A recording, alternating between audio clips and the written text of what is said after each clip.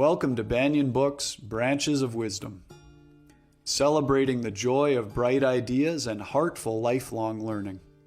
Branches of Wisdom is a series of intimate conversations with the world's most influential authors and visionaries. We explore spirituality and the human mind, ecology and culture. Most episodes are recorded with a live audience. You can join our live events and submit questions to your favorite guests. Check out our upcoming schedule at banyen.com. Since 1970, Banyen Books has been a rich oasis at the crossroads of wisdom and philosophy, offering resources for humanity's evolving paths. We're a locally owned, independent bookstore in the heart of Vancouver's Kitsilano neighborhood.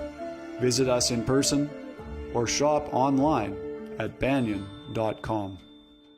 Please subscribe, follow, like, and leave your reviews for the podcast. And now, enjoy.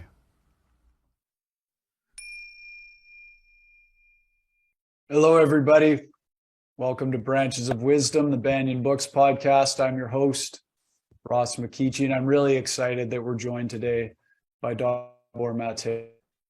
First off, Banyen Books, though we have people joining us from all over the world for these live stream events, the physical location of Banyen Books and Sound in Vancouver is on the traditional and unceded territories of the Coast Salish peoples, including the Musqueam, Squamish, and Tsleil-Waututh nations.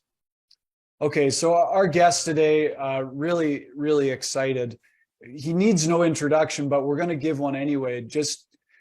He's someone who is really a friend and a favorite in Vancouver, who's been working tirelessly to shift the cultural and systemic conversation around addiction and wellness and childhood development.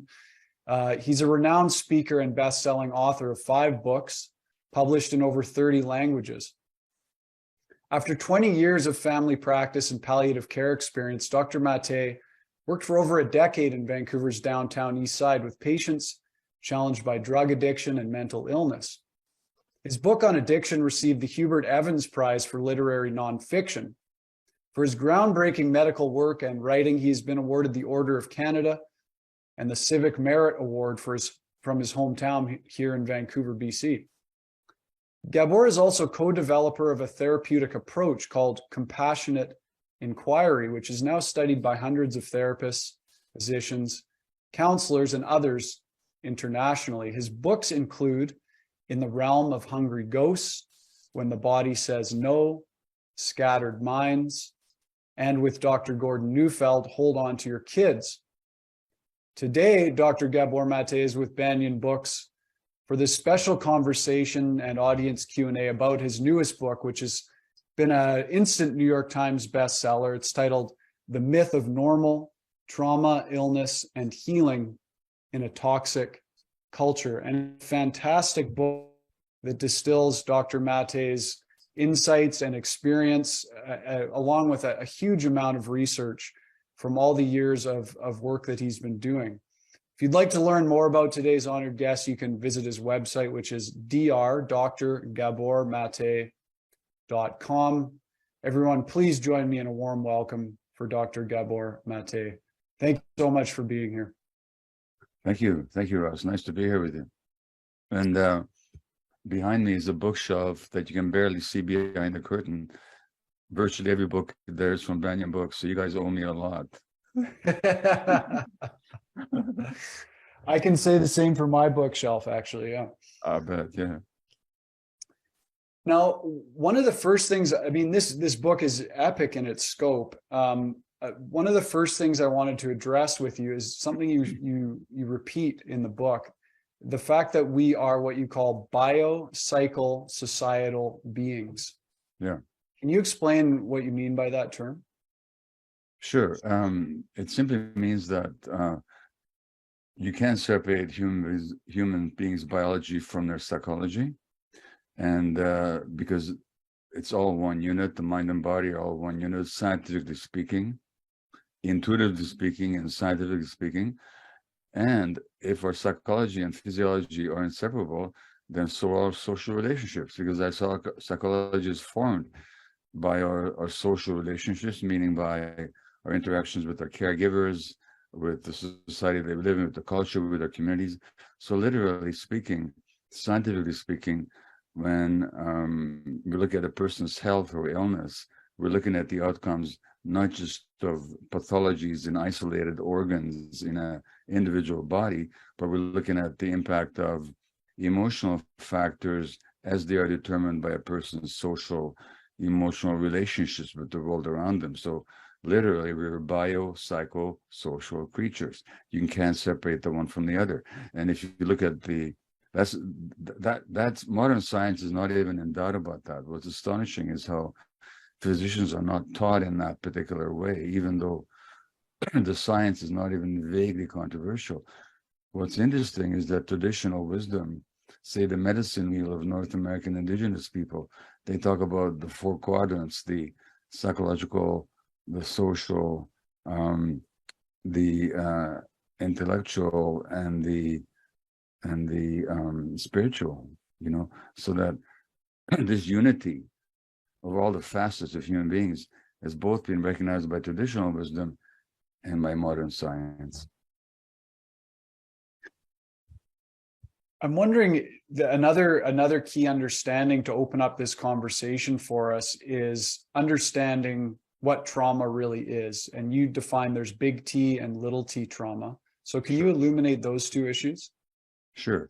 But just to elaborate on the first point, for example, we've known for, as I mentioned this early in the book, we've known for decades that a parent's emotional stresses have a significant impact on whether or not a child has asthma or not. In other words, the inflammation and narrowing of the child's airways have to do with the parent's emotional states. I mean, talk about an example. And why are the parents in a difficult emotional state?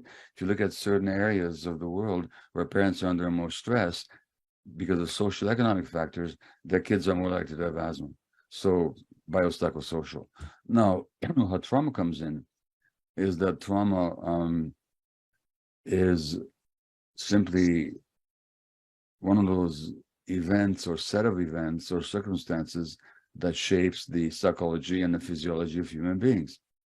So trauma means wound. That's the original meaning of the Greek word for, trauma is a wounding. So trauma is a psychological wound that isn't healed.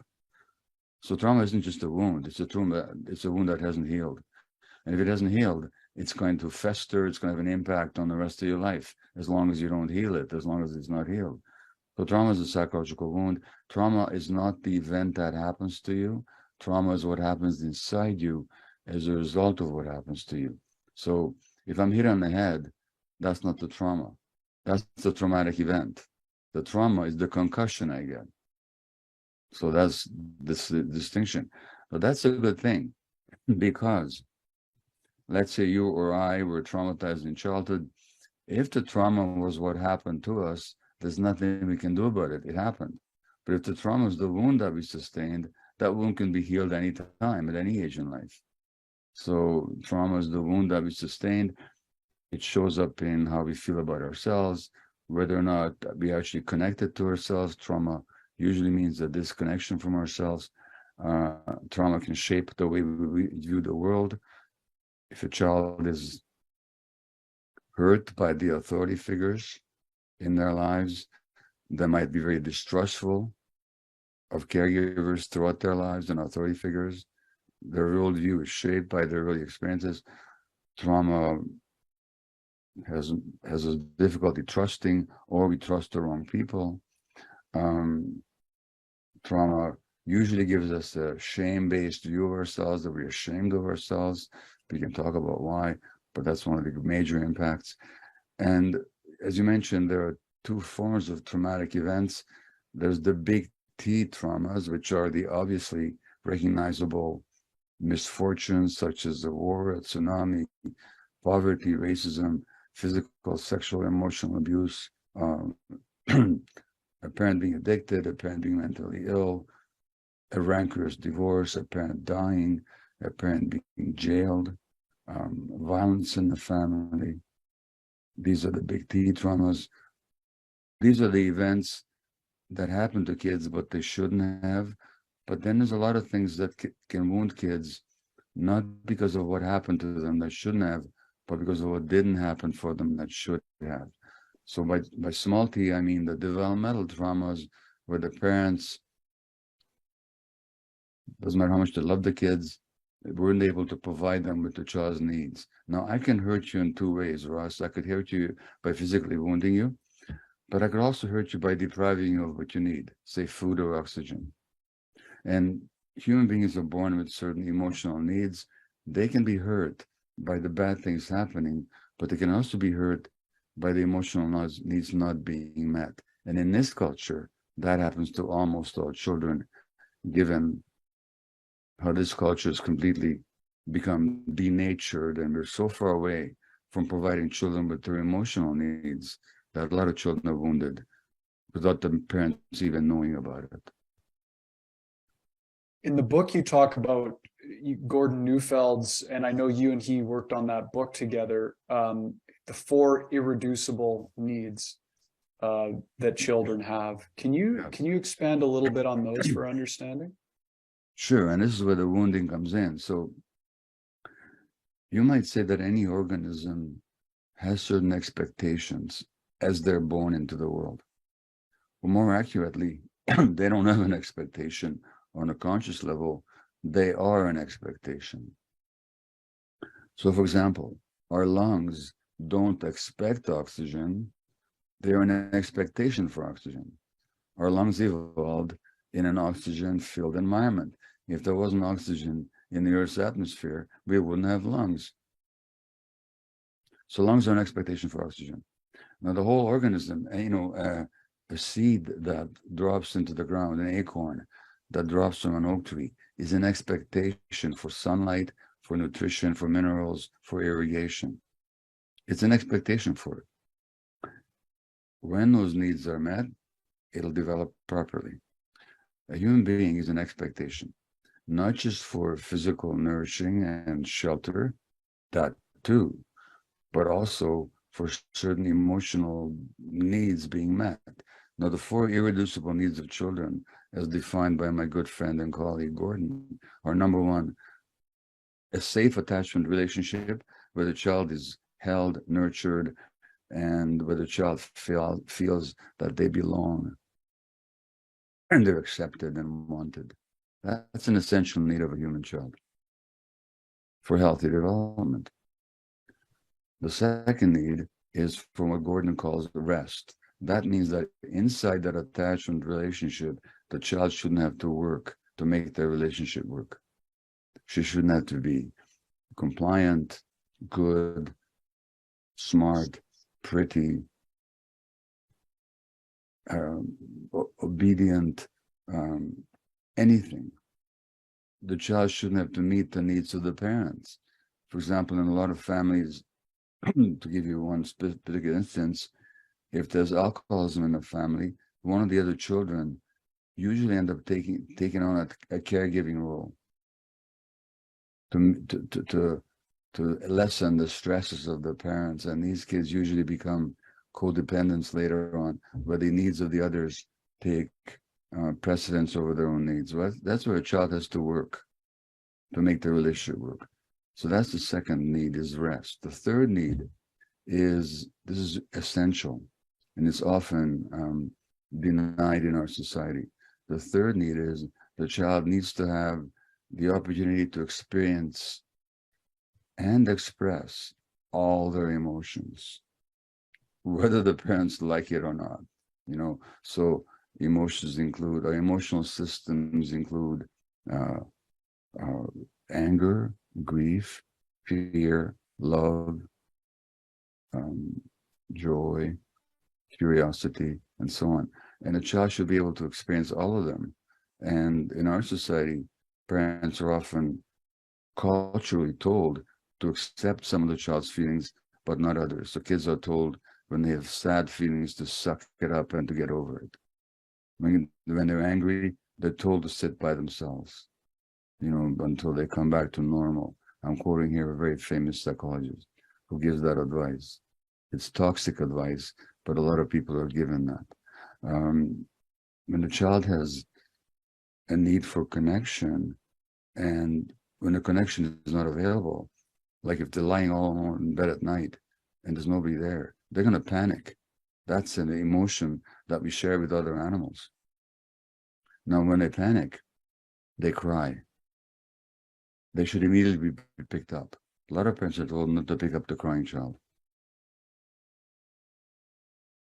So that's the third need, the capacity and the freedom to experience all our emotions. And the fourth one is free, spontaneous, creative play out in nature. And we actually have a play circuit in our brains that we share with cats and dogs and elephants and other mammals, dolphins. Why do we have a play circuitry? Because free play, spontaneous play is essential for healthy brain development. In our society, that's denied to children. And so I have here a book review from the New York Times just a few days ago. There's a new book called Who's Raising the Kids? Big Tech, Big Business, and the Lives of Children. Now, I talk about that in the Myth of Normal as well. The tech companies deliberately create programs that target the addictive circuits or the addiction prone circuits of the child's brain. And once we get kids hooked on this, free spontaneous play is gone. And so I wouldn't let a kid near a screen for many, many, many years because it denies them, it robs them of the capacity for free spontaneous play. So those are the four essential needs. Thank you. And one of the other things that really stood out to me, I can't remember which chapter it is, but you talk about what happens when kids are spending more time with their peers than they are in the proper care of parents and how that impacts their healthy maturation. Can you talk a little bit about that? Sure. That's the subject of the book that you mentioned earlier that I wrote with Gordon Neufeld, but Hold On to You Kids, why parents need to matter more than peers. But in discussing how this society is toxic for healthy development and healthy human life, I went back to the subject again. And what it means is that I mentioned that human beings, especially children, have a deep need for attachment, for connection, to be accepted, to be received. All mammals have that need actually, because without that, the little mammal just can't live. Now, nature would assume that the people providing the attachment in the context of which the immature creature, whether it's a bear or a dolphin or a whale or a human being, develops, is going to be provided by the parents and the adults. That's nature's assumption. And that's how we evolved. Over millions and hundreds of thousands of years, we evolved and until very recently lived with cultures in which the parents were with the kids the whole time, in small band hunter-gatherer groups. Now, nature does not program the child's brain to attach to anybody in particular. That's not the job of nature. That's the job of culture. And since the child needs to attach, when the nature designated attachment figures are not present, the child will attach to anybody who's around, just as a duckling, when it hatches from the egg, if the mother duck is not around, will imprint on anything that moves, including a mechanical toy. Now, our children, contrary to nature's agenda, spends most of their time in the company of other children from very early age on. Why? Because the parents are stressed, they have to go to work, there's not the extended family, the clan, the community to support the parenting role. So most of the kids spend most of the time in the company of other kids, which means that their brains now become attached to each other and they become their primary influences on each other. So for the first time in history, over the last several decades, we have immature creatures being the significant influences on each other's development, which leads to immaturity. And it leads to all kinds of other problems. And since the human brain has trouble managing primary competing attachments, anybody who's been in love with two people at the same time will know that the brain eventually will choose one person or the other and reject the first. You know, you can be married to somebody, you found with somebody else, all of a sudden you start resenting and resisting your partner because the brain has trouble handling competing primary attachments. When children become attached to kids, their brains become attached to kids, they start resisting their parents. They start disobeying and defying the parents, not because they want to, but because their brain says, these aren't the people to whom I'm looking for guidance anymore. And the parents then misconstrue that for bad behavior. Then they get all this stupid behaviorist advice that's designed to correct the child's behavior. And all that does is it creates more resistance on the part of the child, and the relationship is increasingly endangered. So by the time a lot of kids become teenagers, their parents have very little positive influence anymore. And the kids are far more interested in Facebook and what their peers are saying than what their parents think. It's a really sad dynamic. I when I think back to my own, teen years, that totally resonates. And we so often look at it as quote unquote normal or a healthy individuation by our youth. So how do people distinguish between healthy individuation and this sort of phenomenon that you're talking about? Well, it's always been the case that adolescents had to individuate, but that doesn't mean they have to push away or disrespect their parents. They can become their own person, still respect and heed the useful guide. Excuse me. They'll make up their own minds, but they still heed and respect the guidance of the elders. So what you call what we call healthy teenage rebellion in our society is neither rebellion nor is it healthy. Because a healthy rebellion isn't conducted so that you can then join a herd in some other way. It means that you can be an individual in your own right. So a lot of what's called healthy rebellion is actually just a desperation to belong to the peer group and to comply with the needs and expectations and values of the peer group. So Justin Bieber and what he thinks becomes more important than what your parents think. There's nothing healthy about that. The poor guy is an immature creature in his own right. He's maturing in front of our eyes, but it's been a very painful process. Meanwhile, he's got, I don't know how many hundreds of millions of followers, Now, healthy individuation means I'm my own person. I'll make up my own mind. I'm not going to comply automatically with my friends and the peer group's expectation. I don't care what shoes they're wearing, what music listen to. I'm going to listen to what I like,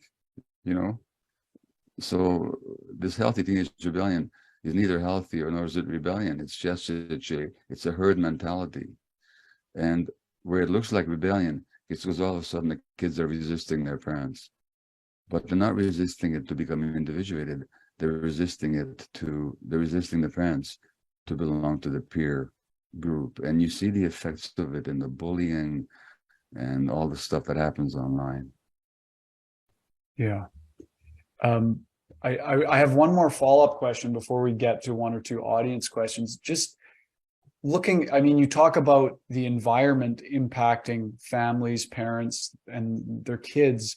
Can we talk a little bit about how challenging it is for parents in this modern toxic culture to actually play this role that you're describing to help kids to individuate and mature in healthy ways? Sure. So it all goes back to what I said earlier. So if you wanted to study an elephant, you could study him and you might conclude that an elephant is a creature that lies around most of the day, gets up occasionally to eat, and then walks around a little bit aimlessly, and then lies down again. And you'd be accurate if you studied the elephant in a zoo, in a cage. But if you study the elephant out there in nature, you get a very different impression of what an elephant is really all about. The same with human beings. Human beings evolved out there in nature in small band hunter-gatherer groups for hundreds of thousands of years, millions of years actually. In our own species, Homo sapiens, if our existence on Earth, which is about 200,000 years old, can be measured in 1 hour, then until 5 minutes ago, 6 minutes ago, we lived out there in nature in small band hunter-gatherer groups. Whereas I said earlier, kids were with their parents the whole day. They had multiple adults to look after them. The adults had all kinds of support in the parenting. All the adults were parents to all the kids. This is the way indigenous people parented until a couple hundred years ago, even less here in North America. And you can still traces of it in indigenous communities. Now, that was the environment in which human beings evolved. Now, of course, the community is gone, and under neoliberal, globalized corporate capitalism, communities are getting more and more destroyed all the time. Extended families are torn apart. Parents, even if the biological parents are together, they're together under very stressed circumstances, where for economic reasons, for the most part, they don't see their kids the whole day. Then you have the beaming into the home of all this toxic culture that the children get hooked and addicted to, and they're designed to be addicted by the tech companies. So it's almost like, and then the kids are bombarded by violence all day on television and by commercials that tell them that the only way to be happy is to buy products, not to find the happiness in themselves. Not to mention the trauma that parents inherit and pass on to their kids, the loneliness epidemic. So what we have is a template for parenting that's very challenging, and the most loving, dedicated parents are hard-pressed to provide the conditions that children need. It's not their fault. You know, they are parenting in a toxic culture. And so it's almost like in today's society, parents have to work against the culture to bring up kids properly, rather than being supported by, they are undermined by the culture. And what is normal in this culture, as you alluded earlier, is neither healthy or natural.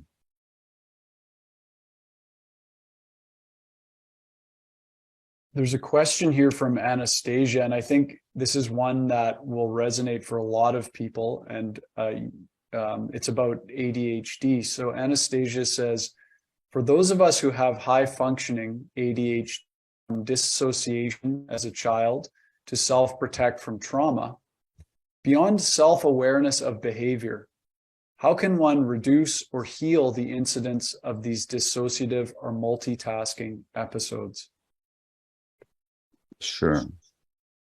So look, funny, I happen to have my book on ADHD, but it's Scattered Minds. I don't keep my books on, but it happens to be here right now. When I wrote that book, I took medication.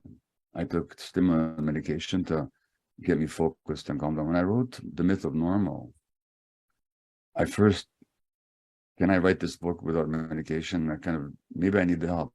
I took it one day. All it did is give me side effects. I hated it. I didn't take it. In fact, I still in my drawer. I still have the medication prescribed by my doctor 3 years ago. When I began, and I took maybe one or two of them, and I said, that's enough. Why? Because I've learned how to regulate my brain a whole lot better. So how do we do that? Well, first of all,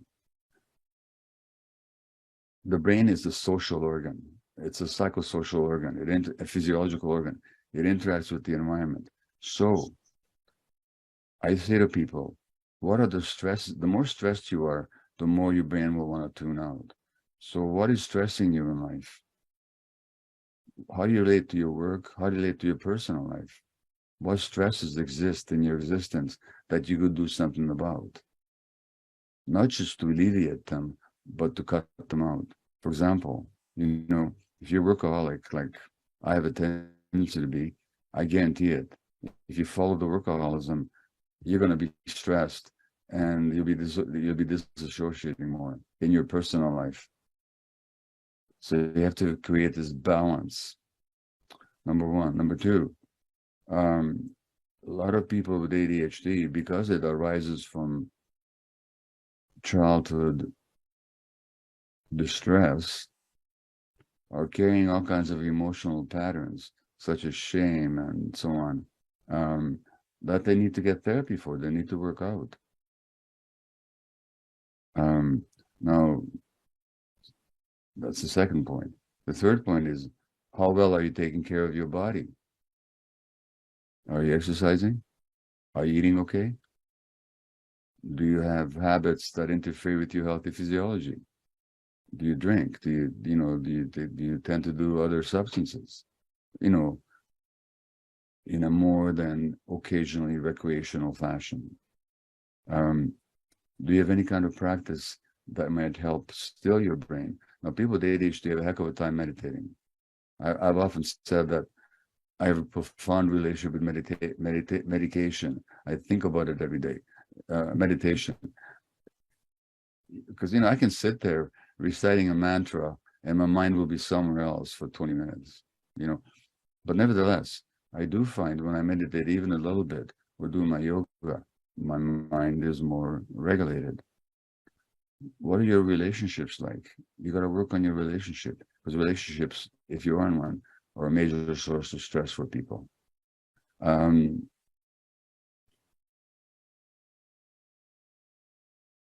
And to a certain degree, do you accept yourself just the way you are? Because I can tell you something. One of the risks of being Gabor is when I go on a speaking trip, I'm going to lose stuff. So in this last speaking trip, which was only 5 days to Calgary and Winnipeg, I lost a book and I lost a pair of sandals. I can almost guarantee that I'm going to leave something in a hotel room. So what? I used to be upset about it. I just say, so what? That's the cost of being me. I'm not anymore. So, and the more you can accept yourself, the less you will want to be tuning out. So those are some rough guidelines for you. But the most important one, work on your emotional issues. Thank you. And I just wanted to comment that I saw your interview on Diary of a CEO, and I wanted to ask, did you ever end up getting back your jacket that you left in Budapest? Yes, the hotel found it. Thank you very much. So when I went back to Budapest, it was there. But my sandals, the hotel didn't find them. I know I left them there, but Some lucky person has them. some lucky person is a pair of sandals in Winnipeg now, or Calgary. Sorry, the book is in Winnipeg. The sandals are in Calgary. We have a question here from Mita, and this is an interesting one because I know that you often mention that the children who take on inherited trauma more tend to be highly sensitive. And Mita says, as a highly sensitive and empathic person, how can I stay empowered when triggered? Is there a way to not be automatically hurt? So grateful to be here. Thank you so much. Well, thanks for the question. Just give me the phrasing again. How can I be when triggered? What's the question? Yeah, how can I stay empowered when triggered? Right. And then the second part was, is there a way to not be automatically hurt? Yeah, I got the first one. Here's the thing, Mita. You cannot be empowered when you're triggered. By definition, triggered means that you lose it. You know the expression, they lost it. What did they lose? You know what they lost? They lost the self-regulation capacities of the midfrontal cortex. This part of the front part of our brain is meant to regulate us so that when something emotionally happens, this calm, grounded, connected part of the brain stays online. By definition, when you get triggered, you've lost it and you can't stay empowered. That doesn't mean your question doesn't have meaning, but I have to rephrase it for you. By that, look, I was in a restaurant 2 nights ago. I asked for a large soup. They brought me a small soup. I'd been on this endless speaking trip now for months. That day I had 4 events that took about 6 hours. I've been up since 5 in the morning. You know what? Unfortunately, I lost it. I really did for a few minutes, over what? The size of the soup in a restaurant, I wasn't very empowered, believe me, in those moments. I could get back to myself very quickly. So the question isn't, how do you stay empowered when you're triggered? The question really is, A, how do I keep from getting triggered? Number 1. And number 2, when I do get triggered, How do I come back to myself? Now, the word trigger is interesting, as I think I point out in the mental normal. Because what is a trigger?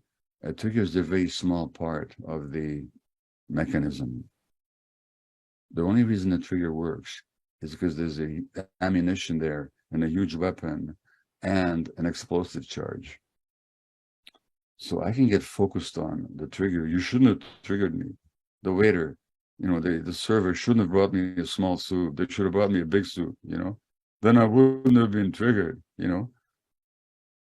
Or I can look at what is the explosive charge in me and what set it off. Well, what set it off is that I'd worked too hard and I was short of sleep. So I was depleted.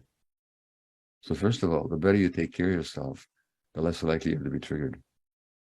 Number one. Number two, what was that trigger about?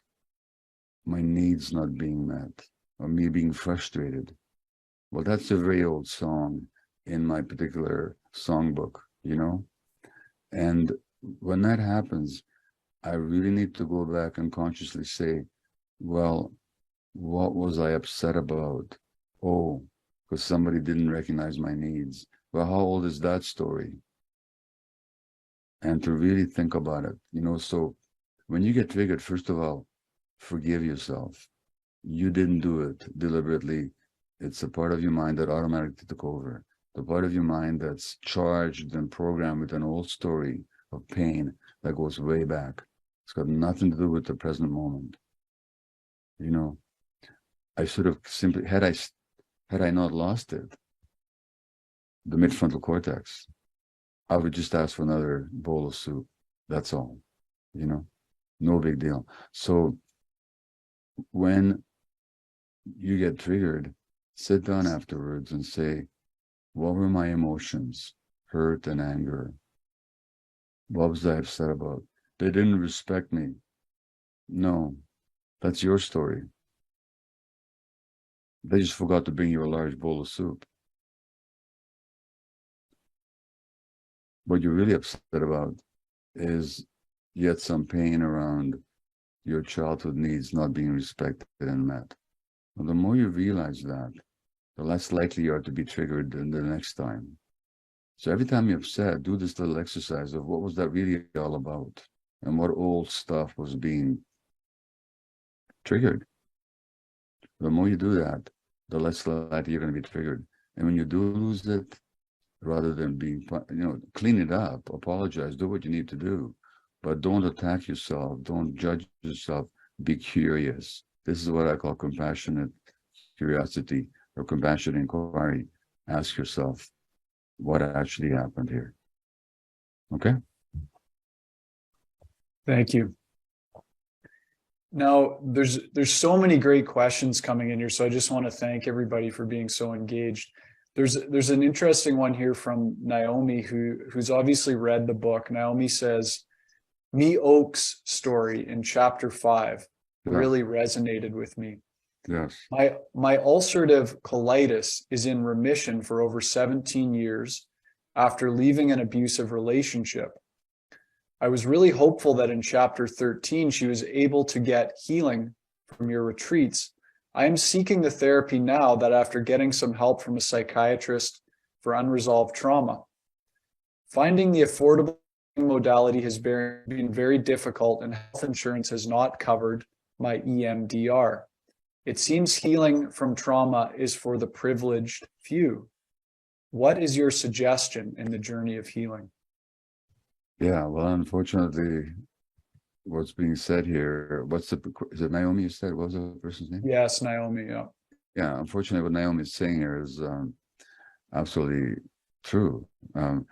Whether you're in Canada or the States, in Canada, for example, psychiatrists are not trained in trauma, so it's very rare to find a psychiatrist that actually understands the mind-body unity and knows something about trauma. They're paid for by the medical plan, but their training doesn't prepare them. Psychologists, some of them are trained in this, others are not. I mean, there's a lot of really bad therapy out there, shallow therapy, things like cognitive behavioral therapy. don't get trauma at all for the most part. There's some exceptions, but believe me, for the most part, they don't. Trauma-informed therapy is very difficult to find. And especially, it's difficult to afford for a lot of people. So what do I recommend? Well, number one, there are, like in the myth of normal, it may sound self-serving here, but the myth of normal has chapters on healing and how to deal with people who are suppress themselves. And if you had ulcerative colitis, you're one of these people that suppress your own needs in order to meet the needs of others. So there's specific chapters in the myth of normal with easy exercises that you can follow. So if you haven't read it, I suggest you do, and you do those exercises.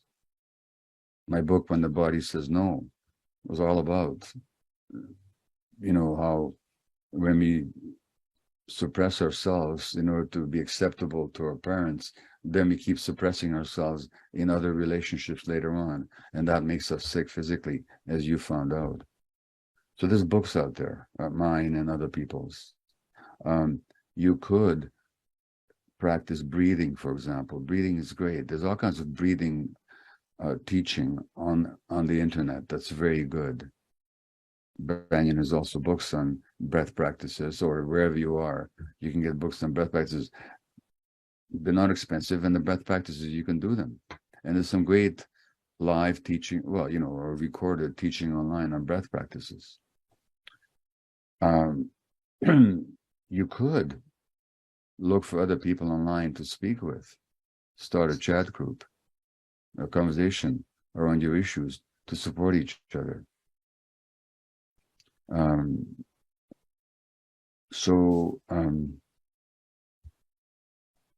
I don't know whether in community centers, there are some support groups.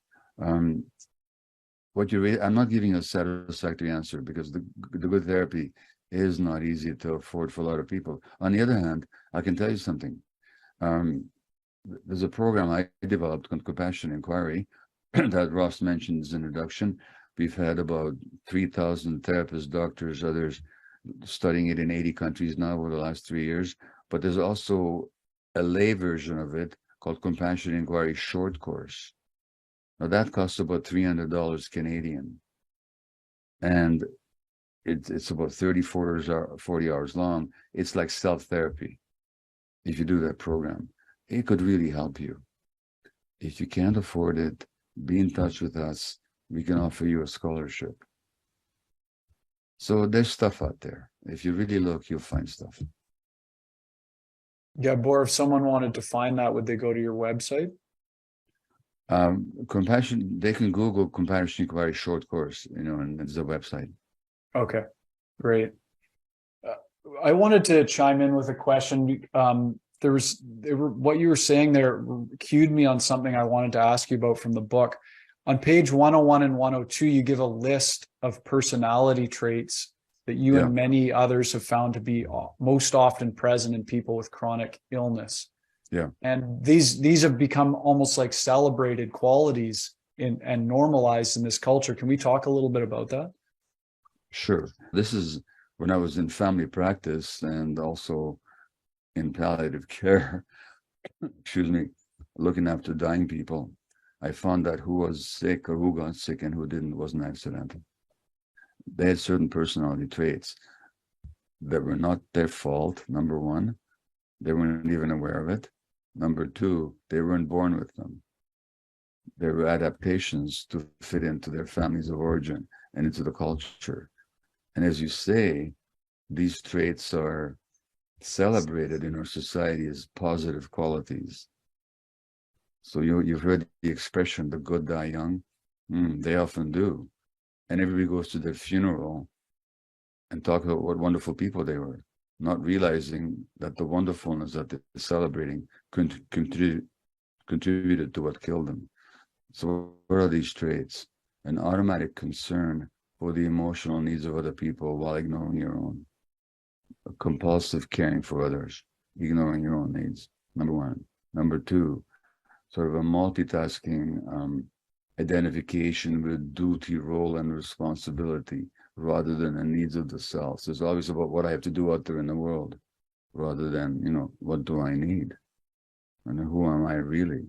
Identifying with the role, making yourself the same as the role rather than I'm a person who does such and such, but I am not what I do. So confusing that, identifying with it. So you lose yourself. Number 3, the repression or chronic suppression of healthy anger. Now, healthy anger is a boundary defense. It just says, no, you will not. That's healthy anger. You suppress that because your parents force you to suppress it, whether they meant to or not. Now you're messing with your emotional system. And since the emotional system is inseparable from the immune system, you're messing with your immunity. So these characteristics showed up in every case I ever saw of autoimmune disease and malignancy, for example. That's the third one, repression of healthy anger. The fourth one is this, there's the automatic concern for the needs of others, identification with duty, role, and responsibility, this multitasking, external focus. Number 4, the repression of healthy anger. And number 5, the 2 fatal beliefs that you're responsible for what other people feel and you must never disappoint anybody.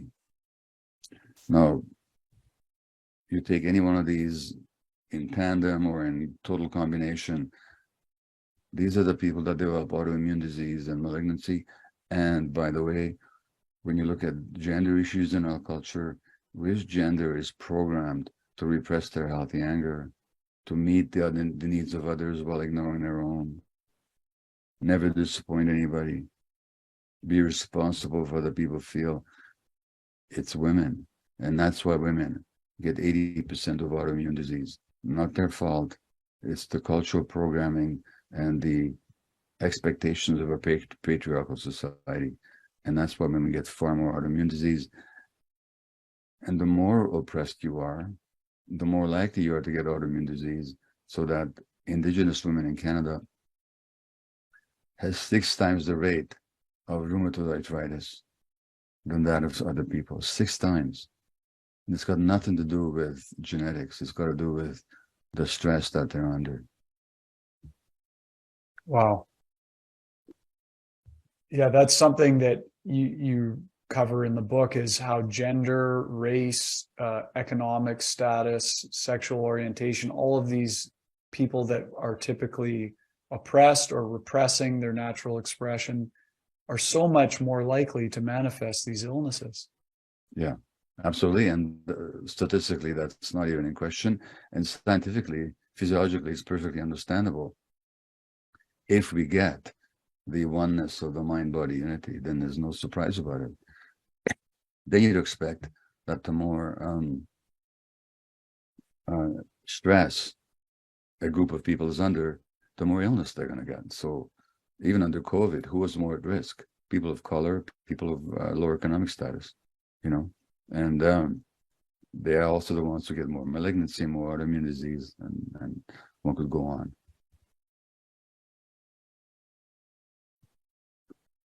There's a question here from Mary, who says, after the sudden loss of my husband, I found myself reevaluating all my relationships. I had a powerful need for authenticity, but I'm feeling the anxiety of loss of these relationships. Can you say more about how to resolve those competing needs of authenticity and attachment? Yes. So that's an essential theme. It's the title of one of the chapters, but it's also an essential theme throughout the book. I've talked about the young child and how they need attachment. That's not negotiable. They can't live without it. It's that simple. But we have this other need that Mary just mentioned, which is for authenticity.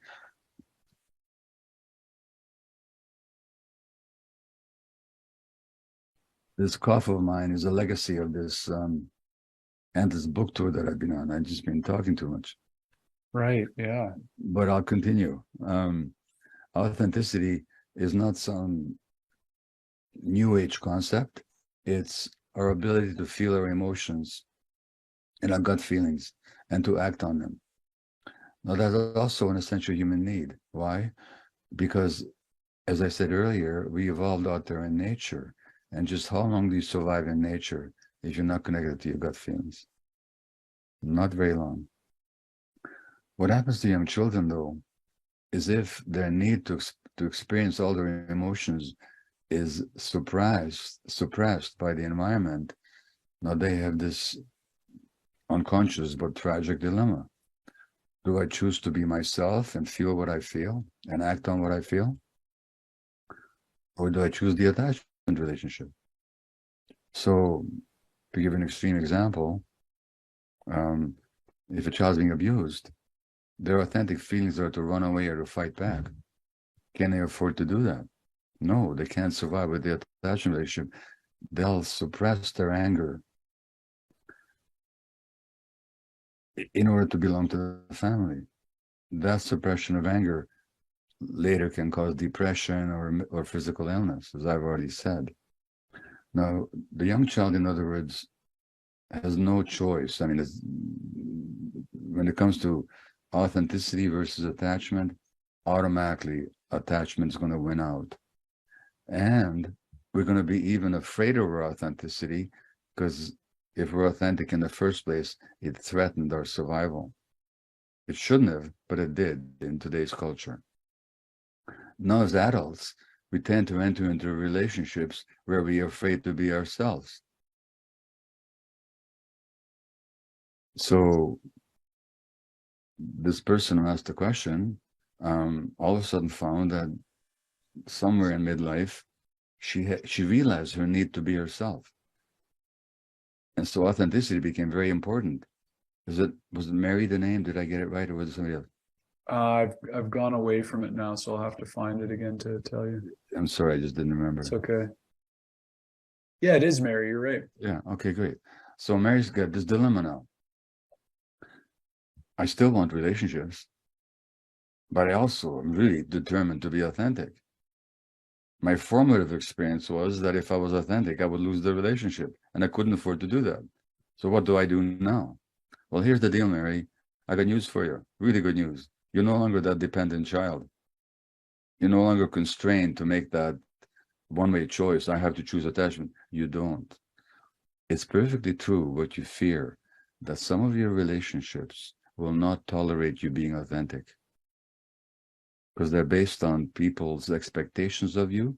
And some people will not like it very much when all of a sudden you say, you know what, I want to be your friend or your partner, but I don't want to sacrifice my authenticity.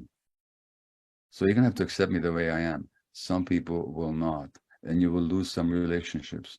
The good news is, so you mustn't be afraid to be alone. Being alone is not such a bad thing as long as you're alone with your genuine, authentic self. The good news is that other people who are more evolved will welcome you as an authentic person. And you're going to find a much deeper and authentic and satisfying set of relationships. But that may take some time. And right now, you got a choice to make. You can go back to the attachment and give up your authenticity. You're going to get nice relationships, people who really value everything you do for them, and they don't see you at all. They just see their needs when they look at you. You can do that. Or you can say, okay, now I'm going to choose authenticity, come what may. And it's not easy, but the experience of almost anybody I know, not almost anybody I know, anybody I know who made that choice is always ultimately far greater satisfaction in life. I can promise you that, but I can't deliver it for you. Only you can deliver it for yourself. Thank you, and thanks, Mary. There's one from Kate, and I'm just going to reorder Kate's question a bit, just so we have the question as the last piece, so it's a little bit easier to digest. So Kate actually ends by saying, "I am a doctor and very passionate about helping people." And then the question from Kate is, during your practice as a family doctor, how did you approach patients with chronic disease when you recognize that the underlying cause or ongoing precipitance, precipitance might be it's maybe a typo. Yeah, precipitants. Yeah, these would be the factors of stress and self-suppression that I mentioned earlier. Okay. Yeah. So how did you approach patients with chronic disease when you recognized that the underlying cause or ongoing precipitants were likely caused by unhealed trauma?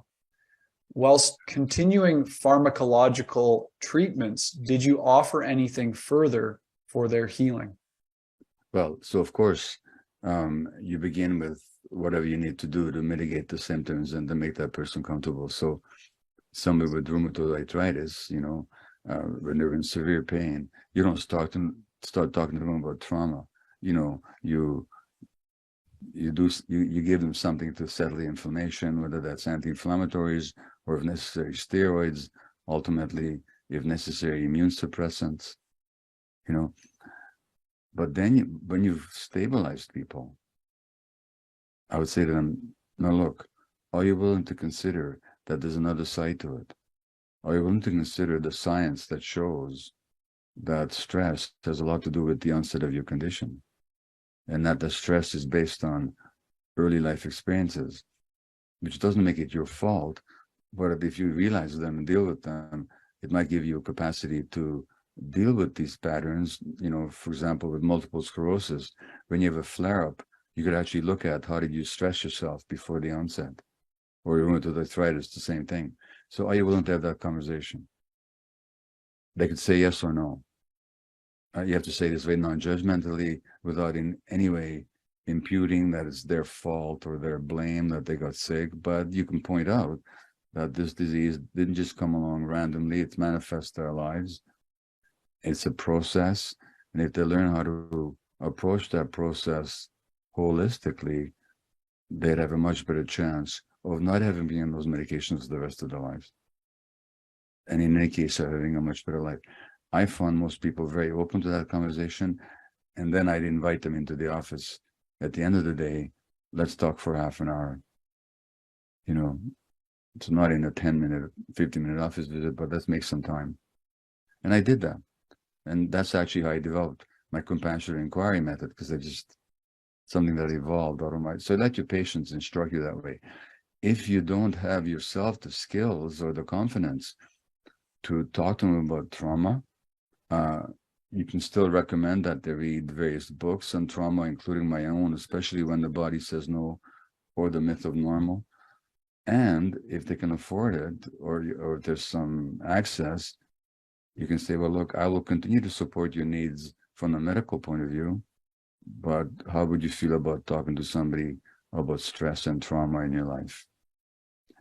The vast majority of people will be very glad to be given an option that doesn't involve having the diagnosis as an inevitable for the rest of their lives, but as something that they could actively engage with and perhaps mitigate. Most people will appreciate that. And above all, they'll appreciate that you're interested in the whole person, not just the organ that is inflamed. And finally, if you want to take this further, I do recommend, as other doctors have, to consider taking my year-long compassionate inquiry program.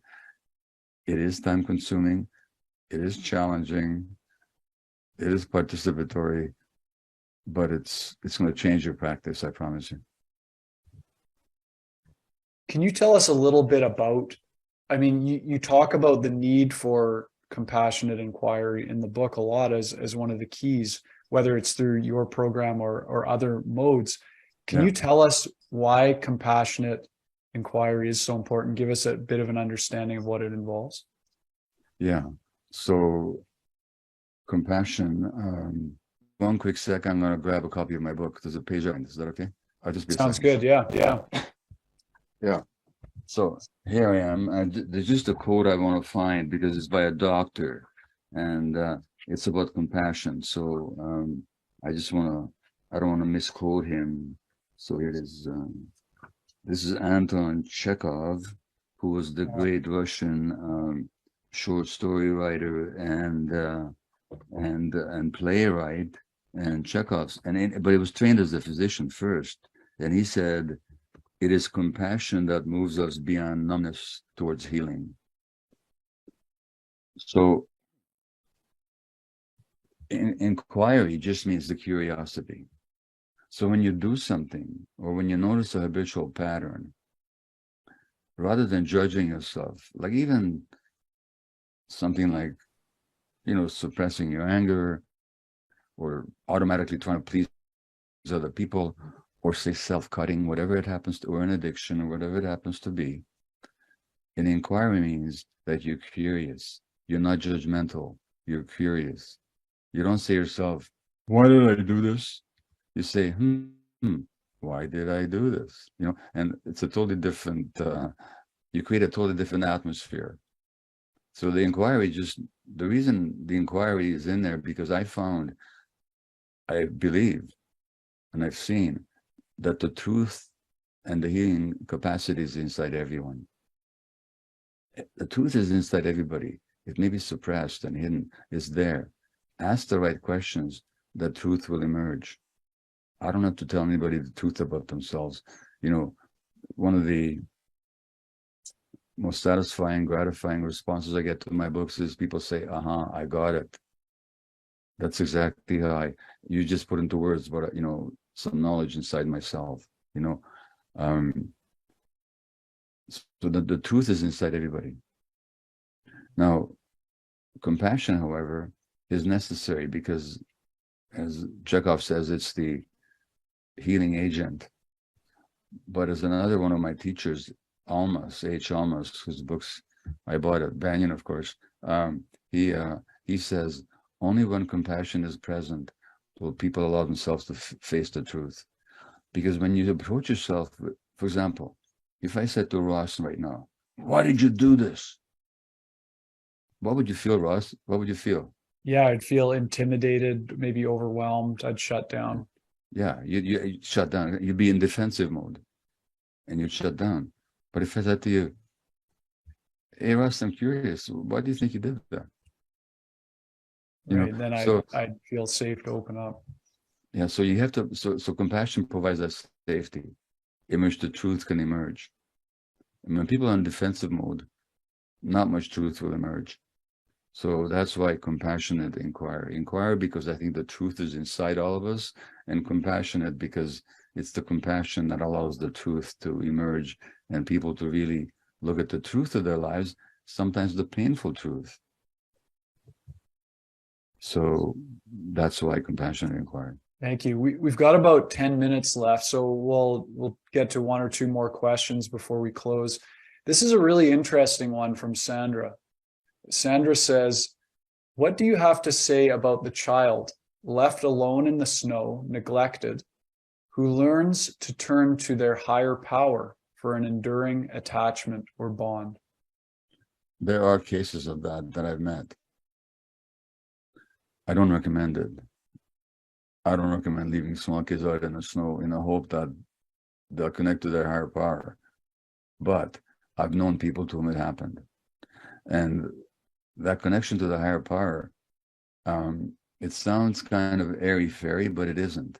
I do think that if you look at the chakra system, there's this top one that opens to the universe, and from the neurological point of view, I think there's circuitry in our brain that allows us to connect with the infinite. And some people have that experience. I've known them, sane, rational, very functional, very good people who either through meditation or some other spiritual practice, or sometimes spontaneously, or sometimes through psychedelics, they've had this unitary experience that changed their lives. I've also known people to whom it happened when they were children in moments of loss and suffering. That happens by grace. You can't make it happen for anybody. You can't even make it happen for yourself. So those children are probably neurologically wired in a somewhat different way, where this possibility is more available to them. When it happens, it's life-changing and life-saving. I haven't had those experiences. And again, it's nothing you can induce or expect, but it does happen. And that's what you call grace.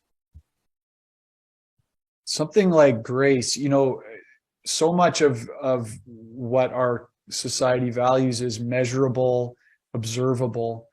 Something like grace implies that there's a mystery involved. We're not exactly sure how it happens. We can't make it happen. Yeah. What happens when we apply the scientific method and leave room for things like mystery and grace? Well, who's the scientist, the neuroscientist who wrote the book about My Stroke of Luck? Oh, my stroke of insight, Jill Bolte Taylor. Yeah, I talked to her not long ago. So this one had a stroke, and she was a left brain scientist, linear. And then she had this stroke, and basically she lost her left brain. But all of a sudden, she found herself in a state of unity. The right brain, the holistic brain, just took over. It took her a long time to come back to functionality and to redevelop her left brain capacities. But she couldn't have proven what she experienced in the laboratory, but she experienced it. And she talks about it very articulately and in a very quite an inspiring fashion. Love. Can you prove in a laboratory that love exists? Can you do double-blind experiments on love? But we can sure tell when it's missing and what the impacts are. So what we have to let go of is this left brain arrogance of ours. I mean, the left brain, which has been emphasized especially since the onset of modern industrial capitalism, has had astonishing achievements technologically, scientifically, medically, and so on. But left on its own, what else has it done? It's getting close to destroying our environment. So that's what the left brain is, left to itself. Joseph Chilton Pearce was another one of these seers, a little giant who died some years ago now, but he said that without the right brain, we're like genius level reptiles, and so in modern society, this scientific proof and all that, you can't prove love, but does any of us not believe that love is an essential force in this life? So I mean, let's get over our left brain fixation. That's all.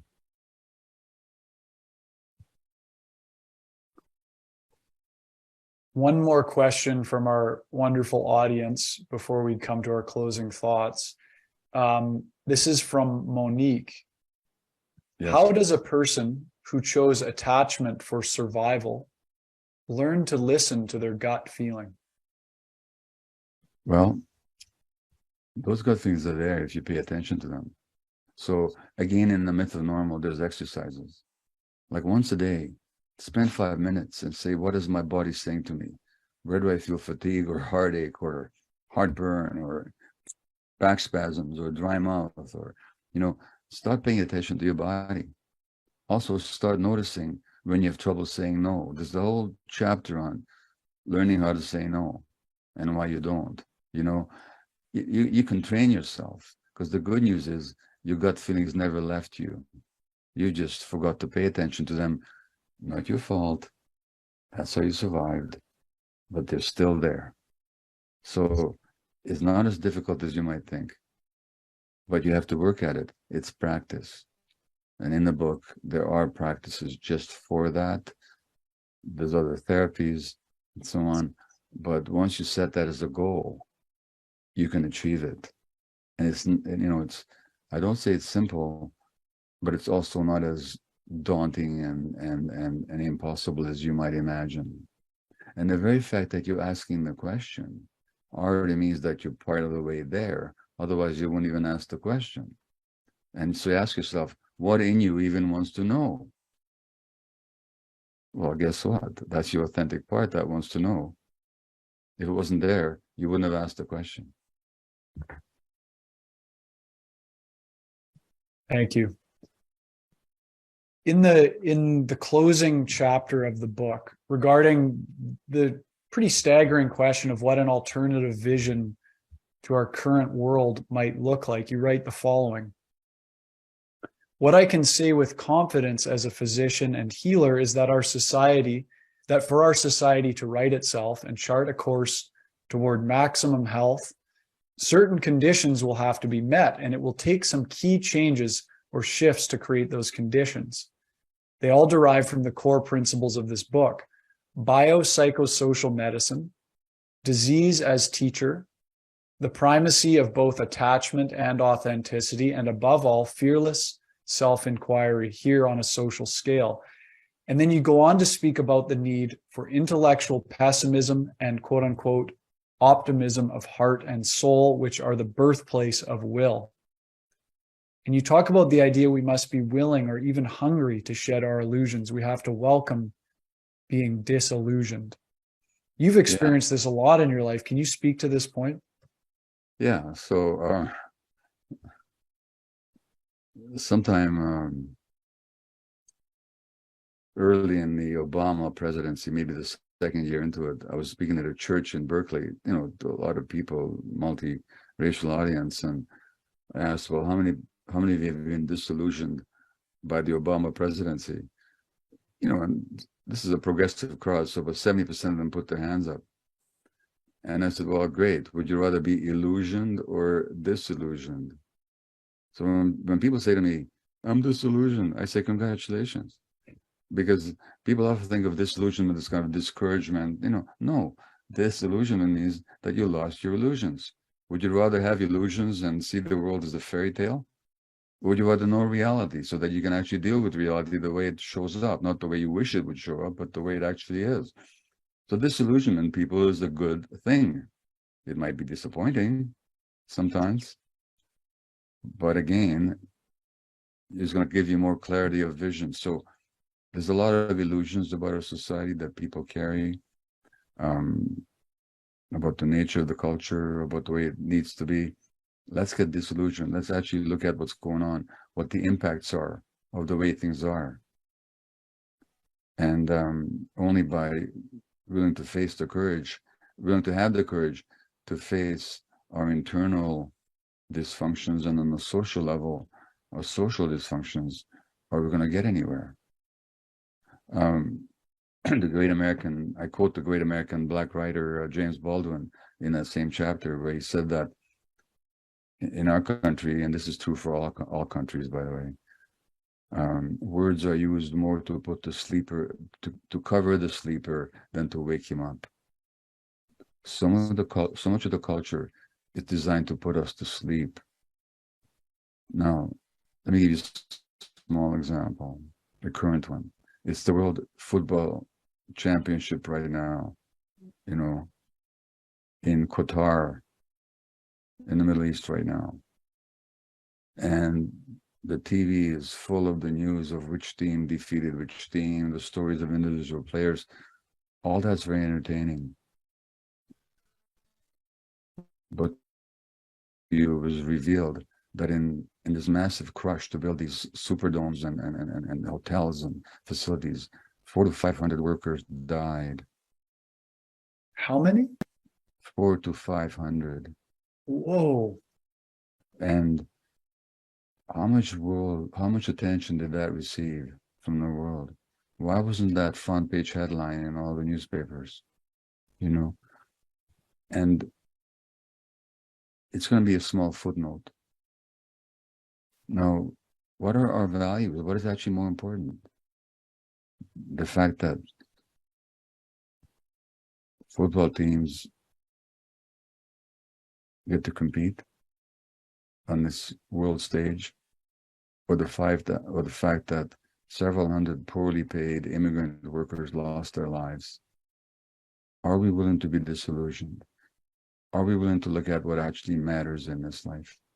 Then who are we if we find the football games more important than the lives and the existence and relationships of those 400 to 500 foreign workers? Because they weren't just individuals, they had families, they had villages, they had friends. So we have to ask ourselves, what's important to us? And how shall we construct the world image? What matters, matters.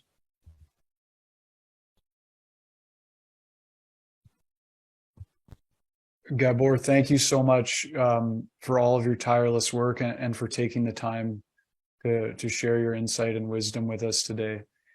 And a big thanks to our live audience for all of your engagement and great questions. Much appreciated. His new book, already a New York Times bestseller, The Myth of Normal, Trauma, Illness, and Healing in a Toxic Culture. Definitely get yourself a copy. It's a very illuminating book. Any final words before we go, Gabor? No, I'm grateful for the platform you've given me and for the questions you've generated yourself and also from the audience. I love the opportunity to. This book took me a long time to gestate and to research, and several years to write. So I'm just so delighted that people are interested in it. So thank you.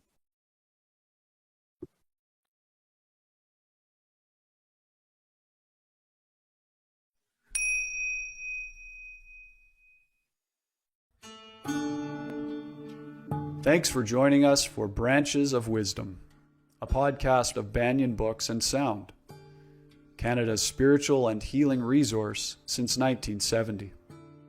Our podcast producer is Jacob Steele. The show is edited by Abdo Habani.